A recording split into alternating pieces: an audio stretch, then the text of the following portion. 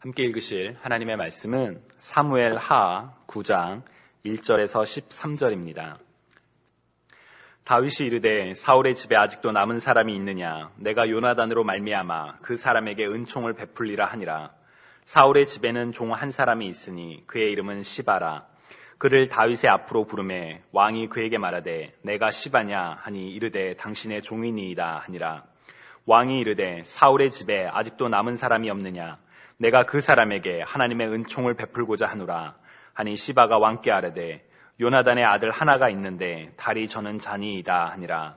왕이 그에게 말하되 그가 어디 있느냐 하니 시바가 왕께 아뢰되 로드발 암미엘의 아들 마길의 집에 있나이다 하니라.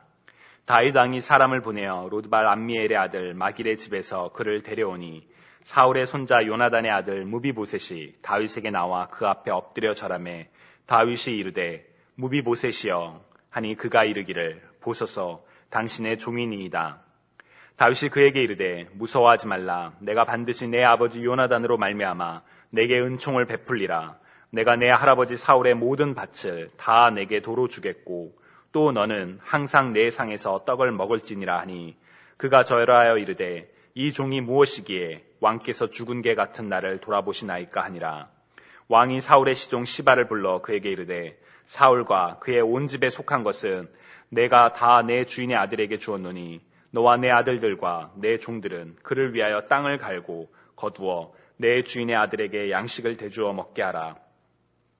그러나 내 주인의 아들 무비보셋은 항상 내 상에서 떡을 먹으리라 하니라. 시바는 아들이 15명이요 종이 20명이라. 시바가 왕께 아뢰되 내 주 왕께서 모든 일을 종에게 명령하신 대로 종이 준행하겠나이다 하니라. 무비보셋은 왕자 중 하나처럼 왕의 상에서 먹으니라. 무비보셋에게 어린 아들 하나가 있으니 이름은 미가더라. 시바의 집에 사는 자마다 무비보셋의 종이 되니라. 무비보셋이 항상 왕의 상에서 먹으므로 예루살렘에 사니라. 그는 두 발을 다 절더라. 아멘. 여러분, 하지 않아도 되는 일을 해보신 적이 있으신가요? 하지 않아도 되는 일. 내가 해야만 하는 일이 아니기에 굳이 내가 하지 않아도 되는 일, 바로 그런 일들 말하죠. 어쩌면 괜히 했다가 오지랖 넓다라는 말을 들어보신 적도 계시지 않을까 싶습니다. 그래서 다른 사람이 도움을 요청하기 전까지는 아무런 일도 하지 않거나 괜히 나섰다가 행여나 내가 오히려 손해를 보게 될까봐 몸을 사리는 일도 우리에게는 종종 있는 것 같습니다. 적절한 예는 아니지만 교회와 관련된 일들도 그러한 관점으로 생각할 때가 있습니다. 교회에 무언가가 부족합니다. 혹은 교회 공동체에서 어떤 일이 좀 잘못되어 가고 있는 것 같아요. 그러나 괜히 내가 말했다가 교회에 불씨가 될까봐 혹은 말 그대로 오지랖 넓다라는 말을 듣게 될까봐 가만히 있는 경우가 있지는 않나 하는 생각이 듭니다.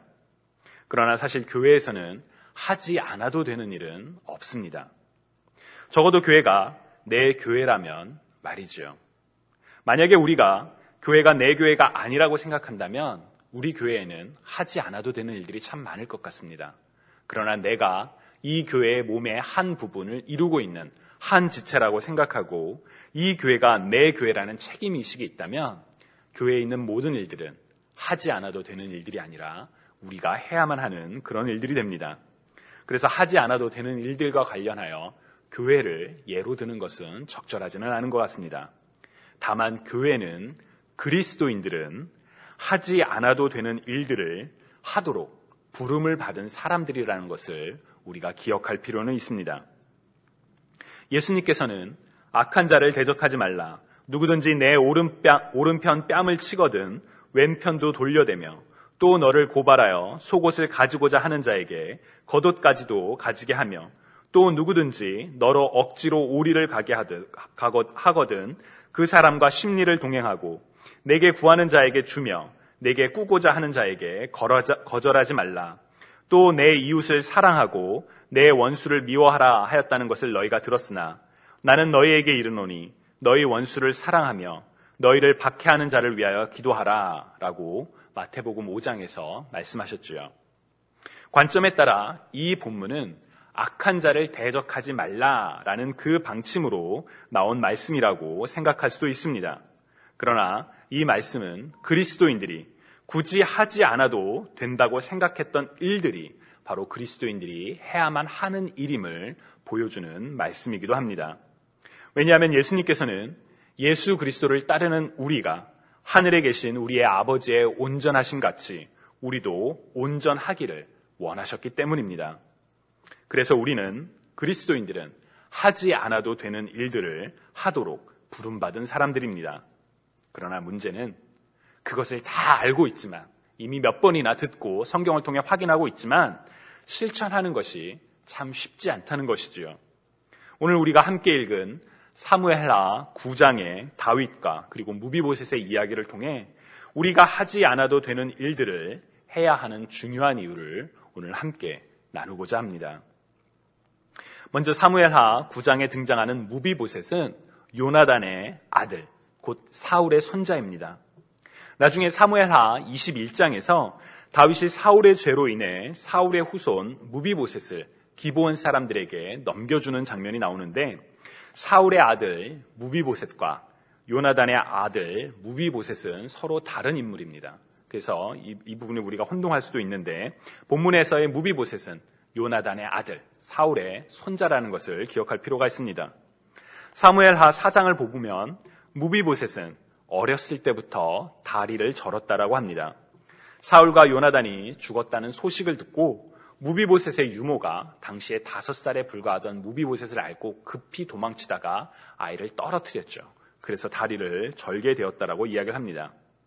오늘날 이 이야기는 그냥 어떻게 그런 일이 일어났을까? 참 안타깝다. 당시에 의료기술이 있었으면 아이가 괜찮았을 텐데 라고 생각할 수 있는 그런 이야기지만 당시의 문화에서는 다리를 절었다라는 것, 어린 시절부터 그것은 큰 가시와도 같은 이야기였습니다. 왜냐하면 당시 사람들은 한 사람이 가지고 있는 육체적인 질병이 본인 혹은 가족의 죄와 관련되어 있다라고 생각했었기 때문입니다. 이 문화는 몇백 년이 지난 뒤에도 여전히 남아서 요한복음 9장에 보면 날 때부터 눈이 먼 사람에 대하여 제자들이 예수님께 나와서 이 사람이 맹인으로 난 것이 누구의 죄로 인함이니까? 자기이니까? 그의 부모이니까? 라고 묻는 장면이 나옵니다. 죄로 인해 육체적인 연약함이 생긴다고 간주했던 것이지요. 더욱이 무비보셋은 단순히 죄를 가지고 있는 인물을 넘어서 몰락한 왕의 후손이었습니다. 사울이 죽고 난 뒤에 다윗이 유다의 왕이 되었지만 한동안 이스라엘 전체의 왕이 될 수가 없었습니다. 왜냐하면 사울을 따르는 사람들이 있었죠. 특히나 사울의 아들 이스보셋을 왕으로 모셨던 경우도 있었습니다. 그런 점에서 무비보셋의 존재는, 사울의 손자의 존재는 다윗과 다윗을 따르는 사람들에게 언제금 다시금 다윗의 왕가에 반역할 수 있는 그런 정치적인 구심점이 될 수도 있었기 때문에 가만히 둘 수 없는, 그래서 늘 감시하는 혹은 제거해야만 한다고 생각하는 그런 상대였을 것이라고 우리는 짐작할 수가 있습니다. 그런데 다윗은 바로 그런 죄인이자 부담스러운 무비보셋을 찾습니다. 오늘 본문 1절을 보면 다윗이 이르되 사울의 집에 아직도 남은 사람이 있느냐라고 묻습니다. 하나님의 마음에 합했던 다윗의 품성을 모르는 사람들이라면 여기까지 읽었을 때 드디어 다윗이 정적을 제거하려고 하는구나 라고 착각할 수도 있는 그런 대목입니다. 그러나 이어지는 내용을 보시면 사실 우리가 성경을 읽기를 할 때마다 늘 중요한 것은 어느 한 구절에 집중하는 것이 아니라 그 성경의 맥락을 보는 것입니다. 그래서 1절 후반부를 보시면 사울의 집에 아직도 남은 사람이 있느냐? 내가 요나단으로 말미암아 그 사람에게 은총을 베풀리라 라고 다윗의 의도가 드러납니다. 즉 다윗이 사울의 남은 자, 후손을 찾았던 이유는 다윗과 요나단의 관계, 그들 사이의 약속 때문이었습니다. 성경에 기록된 다윗과 요나단의 관계는 참 특별한 관계였습니다. 사무엘상 18장 1절을 보면 다윗이 블레셋의 골리앗을 쓰러뜨리고 난 뒤에 요나단이 다윗을 자신의 생명같이 사랑했다라고 성경은 기록합니다. 그리고 자신이 입고 있던 겉옷, 곧 신분의 그 권위를 상징하는 그 겉옷을 벗어 다윗에게 주었고 자신의 군복과 칼과 활과 띠도 다윗에게 주었다라고 성경은 기록합니다. 요나단이 다윗을 아주 특별히 아끼고 사랑했다는 것이지요. 그래서 어떤 사람들은 이 관계를 오해하여 다윗과 요나단이 동성애가 아니었느냐라고 생각하기도 합니다. 그러나 예전 연미 바이블 Q&A에서도 말씀드렸던 것처럼 성경은 동성애에 대해서 단 한 번도 우호적인 해석을 한 적이 없습니다. 동성애의 관계는 가증한 죄로 규정되어 있고 하나님께서 창조하신 원리와 양립할 수 없는 동성애는 성경에서 도출할 수 있는 그런 결론이 아닙니다. 성경은 다윗과 요나단이 언약적 관계에 있었다라고 기록합니다. 사무엘상 18장 3절에서 요나단이 다윗을 자기 생명같이 사랑하여 더불어 언약을 맺었으며 라고 기록을 합니다.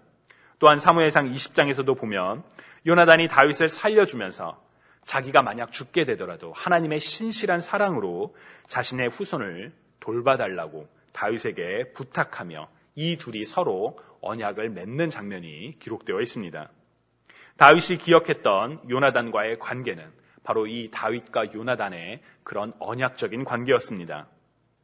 그런데 다윗의 입장에서 보면 무비보셋은 정적의 후손이었기 때문에 잠재적인 위협이었고 다윗은 이미 죽은 요나단과 맺었던 언약을 따라 무비보셋을 선대한다고 할지라도 다윗이 얻을 수 있는 이득은 하나도 없었습니다. 그럼에도 다윗은 요나단과의 언약을 기억하며 자신이 할 수 있는 최대의 호의를 세 가지를 베풉니다. 먼저 5절에서 6절을 보시면 다윗 왕이 사람을 보내어 로드발 암미엘의 아들 마길의 집에서 그를 데려오니 사울의 손자 요나단의 아들 무비보셋이 다윗에게 나와 그 앞에 엎드려 절하매 다윗이 이르되 무비보셋이여 하니 그가 이르기를 보소서 당신의 종이니이다 라고 기록되어 있습니다. 아니 이게 왜 호의이죠? 라고 생각할 수도 있는 그런 부분입니다. 저도 사실 이 부분을 보면서 아니 다윗이 사람을 보내서 무비보셋을 데리고 온 게 왜 호의일까? 진정한 호의라면 다윗이 찾아가야 되는 것이 아닐까라는 생각을 했습니다. 그러나 저희 교육부에서 사용하고 있는 가스펠 프로젝트에서는 이 부분을 굉장히 주목합니다. 왜냐하면 다윗이 신하를 보내서 무비보셋을 직접 대면하지 않고 내가 너를 더 이상 죄인으로 취급하지 않을게. 내가 너에게 잘해줄게 라고 말하고 끝낼 수도 있는데 무비보셋을 왕궁으로 직접 불러서 얼굴과 얼굴을 맞대며 이야기를 했기 때문입니다. 여러분들도 혹시 비슷한 경험이 없으신가요? 불편한 사람이 있는데 아예 얼굴을 안 볼 수는 없고 가급적 얼굴은 피하고 싶고 그래서 할 말이 있으면 문자나 아니면 그냥 이메일로만 어쩔 수 없이 연락하는 그런 경우 말입니다. 다윗도 무비보셋에게 그렇게 행동할 수도 있었습니다. 서신을 보내거나 사람을 보내서 그냥 관계를 적절히 거리를 유지할 수도 있었죠. 다윗이 그렇게 한다고 해서 아무도 다윗을 탓할 사람은 없었습니다. 왜냐하면 무비보셋은 정적, 자신을 죽이고자 했던 사울의 후손이었고 다리도 절고 있는 죄인이었기 때문입니다. 그러나 다윗은 그렇게 행동하지 않고 무비보셋을 친히 불러서 얼굴을 마주하며 이야기를 합니다. 무비보셋이여 라며 그의 이름을 부르면서 말이죠. 두 번째로 다윗이 했던 선한 행동은 그가 무비보셋이 잃어버렸던 모든 것을 다 회복시켜 주었다는 점입니다. 7절을 보시면 무서워하지 말라. 내가 반드시 내 아버지 요나단으로 말미암아 내게 은총을 베풀리라.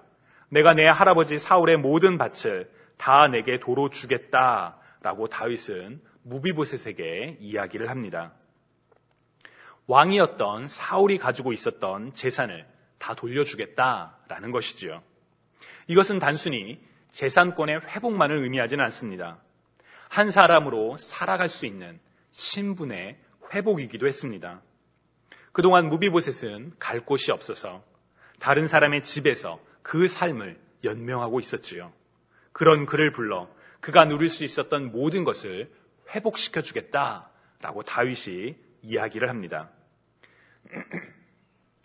마지막으로 다윗의 선한 행동은 다윗이 그를 왕의 테이블로, 왕의 상으로 초대했다는 것입니다. 7절 후반부에 보시면 너는 항상 내 상에서 떡을 먹을지니라 라고 다윗이 무비보셋에게 이야기를 합니다. 그리고 이어지는 13절을 보시면 무비보셋이 항상 왕의 상에서 먹음으로 예루살렘에서 사니라 라고 기록되어 있습니다. 어떤 분들께서는 아니 다윗이 무비보셋을 왕의 테이블로 초청한 것이 무슨 대단한 일이겠습니까? 라고 생각할 수도 있습니다. 그러나 여러분, 혹시 불편한 사람과 함께 식사를 해보신 적이 있으신가요?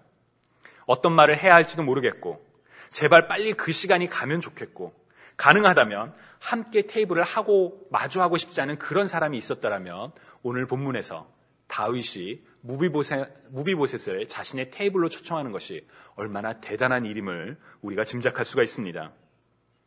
일단 한 테이블에 앉으면 서먹하다 할지라도 아무런 말도 안 하고 밥을 먹을 수는 없습니다. 그냥 일상의 이야기, 날씨나 혹은 다른 이야기를 몇 마디를 할 수 있겠죠. 그렇게 그 순간만 지나가면 된다라고 생각할지도 모르겠습니다. 그런데 성경은 항상 무비보셋이 왕의 상에서 밥을 먹었다라고 기록을 하고 있습니다. 매일 반복되는 그 일상 속에서 친근한 관계가 형성되었음을 우리가 짐작할 수가 있죠. 즉 다윗은 무비보셋을 진정으로 귀하게 여기며 자신과 함께하는 테이블의 자리로, 그 식탁의 자리로 초청을 했다는 것이지요. 이처럼 다윗은 무비보셋을 과거에 자신을 질투하며 모함하고 죽이려고 했던 그 사울의 손자였던 무비보셋을 친히 불러서 얼굴을 마주하고 그가 잃어버렸던 모든 것을 회복시켜주고 그리고 그로 하여금 왕의 식탁에서 함께 식사하도록 초청을 했습니다. 당시의 문화에서는 도저히 상상할 수 없는, 심지어 다윗이 아무런 얻을 것이 없음에도 다윗이 하지 않아도 되는 바로 그 일을 다윗이 무비보셋에게 행했던 것이지요. 우리는 사무엘하 9장에 다윗의 이런 모습을 보면서, 이런 선한 행동을 보면서 우리도 다윗처럼 이웃에게 선하게 행동해야 합니다 라고 권면할 수가 있습니다. 도덕적인 권면이죠. 그리고 설교를 처음 시작하면서 말씀드렸던 것처럼 우리 그리스도인의 부름은 하지 않아도 되는 일, 남에게 선을 베푸는 것, 심지어 원수를 사랑하고 박해하는 자를 위하여 기도하는 일이기에 자연스럽게 이 내용의 결론을 도덕적인 권면으로 마무리할 수도 있습니다. 그런데 아까도 말씀드렸던 우리 교육부에서 사용하고 있는 가스펠 프로젝트에서는 거기서 멈추지 않습니다. 우리로 하여금 성경에서 하나님을 바라보도록 그렇게 인도를 합니다. 예를 들어 우리의 시선이 만약 다윗과 무비보셋의 이야기를 통해 우리도 이렇게 선하게 행동합시다 라는 데서 멈춘다면 사실 그 이야기는 굳이 교회가 아니어도 다윗과 무비보셋이라는 역사적인 인물을 통해서 학교에서 혹은 어떤 사석에서도 아무렇게나 할 수 있는 그런 이야기입니다. 설교의 자리가 아니어도 성경 공부의 자리가 아니어도 얼마든지 인용하고 할 수 있는 그런 이야기죠. 그러나 우리는 도덕적인 교훈을 얻기 위해 성경을 읽지 않습니다. 우리의 지적인 만족을 얻기 위해 성경을 읽지 않습니다. 우리가 성경을 읽는 이유는 성경을 통해 말씀하시는 하나님, 살아계시는 하나님을 알고 더욱 깊이 만나고 그래서 하나님께서 기뻐하시는 하나님의 자녀로 살아가기 위해서 우리는 성경을 읽고 있죠. 다윗과 무비보셋의 이야기를 통해서 우리는 하나님을 바라봐야만 합니다. 하나님께서는 하나님과의 약속을 먼저 지키지 않고 자신의 판단대로 행동했던, 죄를 지었던, 하나님과의 관계를 먼저 깨트린 인간을 구하실 이유가 없었습니다. 사람들은 자신들의 욕심을 따라, 의지를 따라 하나님과 원수가 되었습니다. 바울은 로마서 8장에서 우리가 육신의 생각을 따라 하나님의 원수가 되었다라고 분명하게 기록합니다. 그러나 우리가 하나님과 원수가 되었을 때 하나님께서 그의 아들의 죽으심으로 말미암아 우리를 하나님과 화목하게 만드셨다고 로마서 5장 10절에도 또한 분명하게 기록되어 있지요. 즉 하나님께서는 우리 인간을 위하여 자격 없는 먼저 하나님의 품을 떠난 우리를 위하여 하나님께서 친히 우리의 모습으로, 인간의 모습으로 이 땅에 오셨고 그렇게 우리를 위하여 하나님의 아들 예수 그리스도가 십자가에 달려 죽으심으로 말미암아 우리의 모든 죄를 대속하셨을 뿐만 아니라 잃어버렸던 하나님의 자녀를 하나님의 자녀로 만드셨을 뿐만 아니라 우리를 다시금 하나님의 자녀로서 그 왕의 테이블로, 그 성만찬의 테이블로 우리를 초청하셨습니다. 즉 다윗이 무비보셋을 친히 불러 그와 인격적으로 대면하여 그를 회복시켜주고 왕에 초청했던 모습을 통해 우리는 하나님께서 우리 인간에게 행하셨던 그 놀라운 일들을 엿볼 수가 있는 것이지요. 저는 이런 가스펠 프로젝트의 해석이 참 좋습니다. 성경을 통해서 우리가 그냥 세상에서 어떻게 잘 혹은 어떻게 좋은 사람이 될 수 있을까 거기에 멈추는 것이 아니라 하나님을 더 깊이 알게 하고 우리로 하여금 하나님을 생각하게 하고 하나님의 사랑을 바라보게 도와주기 때문입니다. 그리고 이처럼 성경을 통해 하나님께서 우리에게 베풀어 주신 은혜를 깨닫는 일은 우리에게 한 가지 중요한 도전을 줍니다. 우리가 그렇게 먼저 은혜를 받았던 사람으로서 무엇을 행해야 하는가라는 도전입니다. 앞서 말씀드렸던 것처럼 왜 그리스도인들이 하지 않아도 되는 일들을 해야만 합니까? 예수님께서 말씀하셨기 때문입니다. 우리 하나님 아버지의 온전하심 같이 하나님의 자녀도 온전해야 하기 때문입니다. 다 맞습니다. 우리가 그거를 눈으로 보고 귀로 듣고 지적으로 알고 있습니다. 그러나 우리가 그 사실을 마음으로 알지 않는 한 우리의 삶이 변화되지가 않을 때가 많습니다. 자격이 없는 우리를 위하여 친히 이 땅에 인간의 몸으로 오시는 예수 그리스도, 나를 위하여 십자가에 달려 죽으셨지만 부활하사 누구든지 그 이름을 믿는 자들에게 하나님의 자녀가 되는 놀라운 축복을 주신 예수 그리스도를 우리가 마음으로 깊이 깨달았다면, 그 은혜의 깊이를 우리가 진정으로 경험했다면 우리는 하지 않아도 되는 일들을 억지로 의무감으로 하는 사람들이 아니라 그 은혜로 말미암아 하지 않아도 되는 일들을 기꺼이 행하는, 기쁨으로 행하는, 당연히 행하는 그런 그리스도인이 될 수 있기 때문입니다.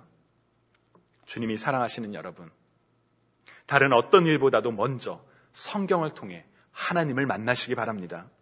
하나님께서 우리를 위하여, 나를 위하여 행하셨던 그 놀라운 은혜를 머리가 아니라 마음으로, 삶으로 먼저 깊이 경험하시기 바랍니다. 그리고 여러분이 받으셨던 그 은혜를 누군가에게 흘러가도록 그 복의 통로가 되시기 바랍니다. 사람들의 칭찬을 얻기 위해서, 내가 교회에서 직분자니까, 내가 그래도 사회에서 누구이니까 누군가의 시선을 의식하며 행하는 것이 아니라 내가 받았던, 우리가 받았던 은혜가 너무 커서, 그리고 우리의 작은 선행을 통하여 아직 하나님의 사랑을 머리로는 알아도 마음으로 깨닫지 못하고 있는 누군가가 하나님을 바라볼 수 있도록 작은 디딤돌의 역할을 우리가 행할 수 있으면 참 좋겠습니다. 다윗과 무비보셋의 이야기를 통하여 우리는 우리를 향한 하나님의 놀라운 사랑을 엿볼 수가 있습니다. 이제 여러분이 우리가 그렇게까지 하지 않아도 된다라고 생각하는 누군가에게 행하는 선행을 통해 세상에 하나님을 깨닫도록 하는 그 축복을 흘러가게 하는 저와 여러분이 되시기를 주님의 이름으로 간절히 축원합니다.